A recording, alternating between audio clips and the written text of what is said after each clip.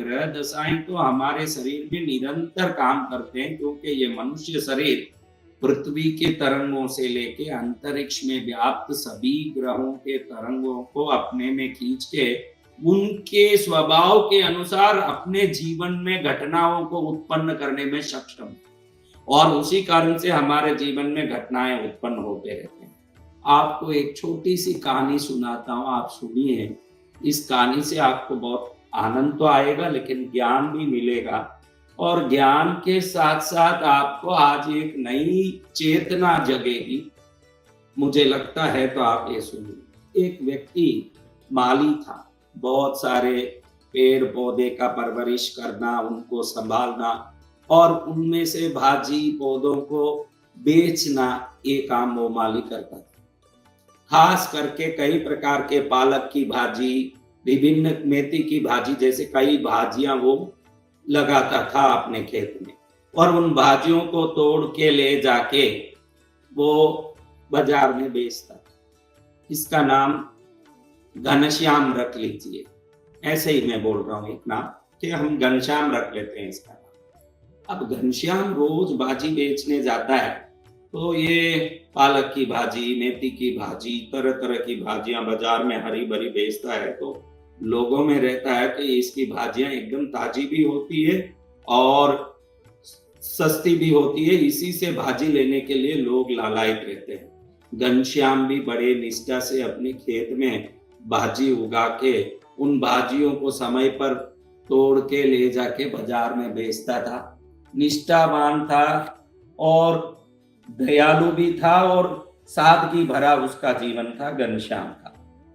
और घनश्याम एक दिन देखता है कि रोज मैं जाता हूँ रास्ते में, ये महाराज जी रोज मेरे देखे इस कुटीर में बैठ के भगवान नारायण को तुलसी चढ़ाते रहते हैं। धन्य ये महाराज जी जो तुलसी चढ़ा के नारायण की सेवा करते हैं।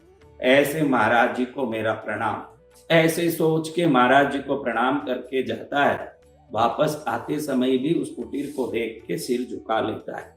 अब इसका रोज का क्रम हो गया, जब भी जाए आए कुटीर को प्रणाम करना। अंदर महाराज जी बैठे हैं और नारायण जी के दिव्य विग्रह को तुलसी चढ़ा के पूजा कर रहे हैं, ये इसको दिखता है। अब एक दिन ऐसा हुआ जब घनश्याम अपने भाजी तोड़ रहा था, आश्चर्यजनक रूप से इस भाजियों के बीच में एक तुलसी का पौधा इसको दिख गया। अब ये विस्मित हो गया कि मैंने तो तुलसी बोया नहीं, मैंने तो तुलसी लगाया नहीं, और तुलसी आई कैसे। लेकिन भाजी जब तोड़ रहा था, इसके मन में आया कि इतनी तुलसी के पौधे आ गए हैं तो भले ही किसी कृपा से आए हों। तुरंत इसको महाराज जी का याद आ गया कि महाराज जी जो नारायण की सेवा पूजा करते हैं तुलसी से, आज मेरा भाग्य जग गया। आज मैं महाराज जी को ये तुलसी ले जाके दूंगा ताकि नारायण की पूजा सेवा में महाराज जी ये तुलसी लगा लें और ये तुलसी का उपयोग कर लें, मेरा भी जीवन धन्य बनेगा। ऐसे सोच के इसने तुलसी के पत्ते, थोड़ी डालियां तोड़ ली और तोड़ के अपनी भाजी की गड्डी के साथ साथ तुलसी को भी साथ लेके नारायण नारायण मन में ऐसे करते करते चल रहा है बाजार के लिए। सोचा कि रास्ते में महाराज जी को तुलसी दे दूंगा, फिर मैं बाजार में जाके अपनी भाजी बेच लूंगा। ऐसा सोच के ये निकल रहा है। अब कुटिया में देखता है महाराज जी अंदर बैठ के रोज की तरह हरि नारायण नारायण नारायण भगवान नारायण के विभिन्न मंत्रों को बोलते हुए ओम नमो भगवते वासुदेवाय प्रभु के अभिषेक पूजा, गंध पूजा, अक्षत पुष्प आदि से श्रृंगार करके तुलसी पत्तों से प्रभु को सजा रहे हैं।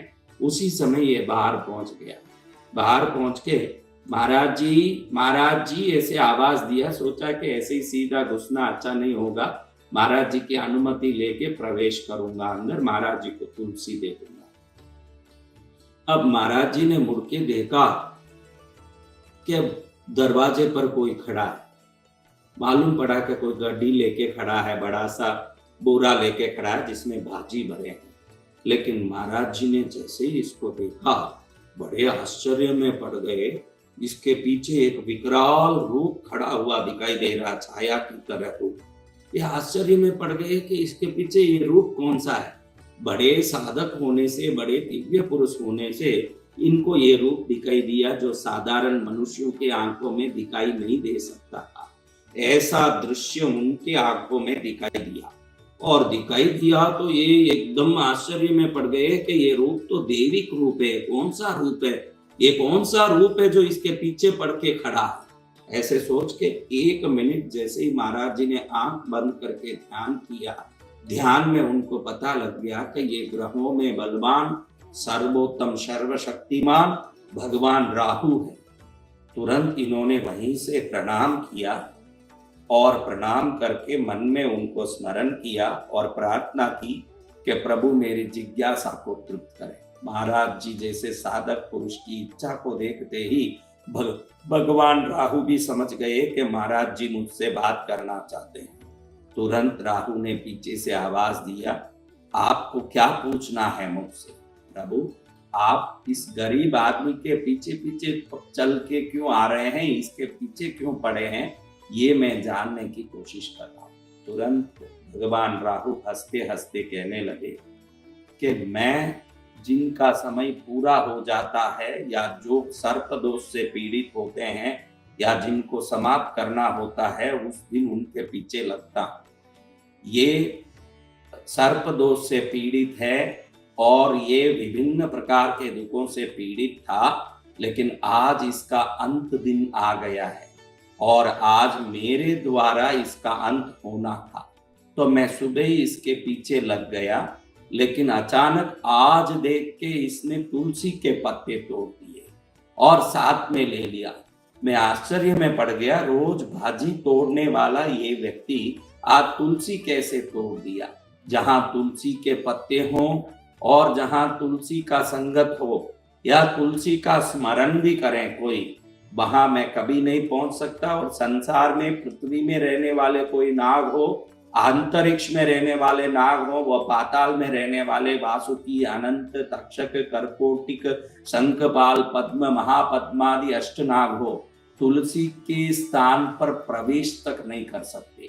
आज इसने तुलसी के साथ इस गठरी को हाथ में उठा लिया, तो मैं इसको डस नहीं पाया और मैं पीछे पीछे चल के आ रहा हूं कि जैसे ही ये तुलसी आपको दे देगा और मुक्त हो जाएगा तुलसी के संगम से, उसके बाद मैं इसको डस के इसका प्राण ले लूंगा। सुनते ही महाराज जी आश्चर्य में पड़ गए, क्या राहु भगवान, आप जैसे ग्रहों में बलिष्ठ छाया ग्रह जिनको दुनिया पूजती है और राजयोग से लेके विभिन्न दिव्य योग प्रदान करने में, व्यक्ति को पछाड़ के समाप्त करने में क्षण में ताकतवान, कई ग्रहों को अपने दृष्टि से भस्म करने में ताकतवान, एक तुलसी के पत्ते के पास नहीं जा सकते। तब राहु भगवान ने हाथ जोड़ के कहा, तुलसी की महिमा हम क्या कहें, भारत के घर घर में तुलसी के पौधे घर के आगे प्रांगण में लगे रहते हैं। इसका एक ही कारण है कि जहां तुलसी होता है वहां कभी सर्प का उपद्रव नहीं होता। मात्र साधारण सर्प ही नहीं, राहु केतु जैसे, हम जैसे बलिष्ठ सर्प, अनंत, वासुकी, कर्कोटिक आदि अष्ट सर्प, भगवान आदि शेष भी तुलसी के सामने व्यक्ति की किसी भी प्रकार से अनिष्ट नहीं कर सकते। इसीलिए तो भारत में घर घर में, घर के सामने तुलसी के पौधे लगाए जाते हैं, और जहां नारायण का नाम लिया जाता हो, उनके चरण में तुलसी समर्पित किया जाता हो, उस स्थान में तो कोई अनिष्ट कैसे प्रवेश कर सकता है। तुलसी की महिमा तो अनंत गुना है ऋषिवर। तुलसी को लगाना तो दूर, जिसको अनिष्ट का प्रभाव सता रहा हो, मात्र तुलसी पत्तों को हृदय से ध्यान कर लें तो भी उस तुलसी की पवित्रता उसके चारों तरफ एक आभा मंडल उत्पन्न करता है, और उस आभा मंडल के वलय में कोई सर्प दोष, कोई प्रकार की पीड़ा परेशान नहीं कर सकती है।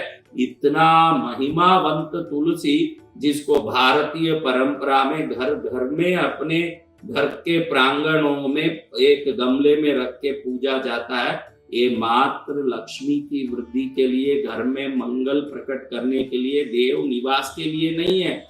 अनिष्टों के नाश के लिए हम जैसे राहु केतु जैसे बलिष्ठ ग्रहों के उपद्रवों को भी समाप्त करने के लिए, दुर्मृत्यु से बचने के लिए, अपमृत्यु और विपत्ति से बचने के लिए सर्वोत्तम उपाय है तुलसी की सेवा और तुलसी का घर में पूजा और तुलसी का स्मरण। अगर पौधा लगा के पूजा करने जैसा घर हो, बहुत सुंदर, कम से कम घर में एक गमले में पौधा बना के रखें, तुलसी को स्मरण करके प्रणाम भी कर लें, उनको हम राहु कभी किसी भी प्रकार से अनिष्ट नहीं कर सकते। मेरे सभी प्रकार के उपद्रवों से मुक्त होके मेरे सभी प्रकार के कामनाओं से वो सिद्ध होता है। तो ऋषि महाराज ने जब सुना तो बड़े आश्चर्य में पड़ गए। नारायण के चरण में चढ़ने वाला तुलसी कितने प्रकार से लोगों का मंगल कर रहा है, ये सुनने के बाद महाराज जी का दिल गदगद हो गया। बोलते हैं, जब इतना प्रभाव तुलसी का है तो इस पौधे को लाए हुए इस व्यक्ति को तो आप मुक्त कर दीजिए अपने प्रभाव से। तो राहु भगवान ने कहा, आप अपना पुण्य इसको अर्पित कर दें तो आज मैं इसको छोड़ दूंगा, क्योंकि आज इसके जीवन का अंतिम दिन। बड़े दयालु ऋषि ने हाथ में जल लेके संकल्प किया कि मेरा पुण्य भले ही इसको चले जाए, लेकिन इसका जीवन बचना चाहिए। यही तो भारतीय ऋषि मुनियों की परंपरा है। उनको प्रणाम करते हुए इस कहानी को आगे बढ़ाऊंगा। आगे उन्होंने जैसे संकल्प करके अपना पुण्य अर्पित किया, राहु प्रसन्न होके घनश्याम को छोड़ दिए। और घनश्याम को अभी तक कुछ पता नहीं चला कि मुनि किससे पीछे बात कर रहे हैं, कौन जवाब दे रहा है। जब घनश्याम को पता चला तब उसने अपने पुण्य को और महाराज जी के प्रति जो समर्पण भाव आया कि तुलसी ले जाऊं, अगर वो तुलसी नहीं तोड़ता न नहीं लाता तो आज उनका अंतिम दिन था। और महाराज जी जैसे सादगी भरे दयालु लोगों का इस धरती में बड़ा उपकार है। ऐसे कई ऋषि मुनि महात्मा हुए, दधीची जैसे, जो अपनी रीढ़ की हड्डी भी इंद्र को प्रदान करके स्वयं का देह का बलिदान दे दिया, लेकिन धर्म का जय होना इसलिए जीवन को समर्पित कर दिया। ऐसे लोगों को प्रणाम करते हुए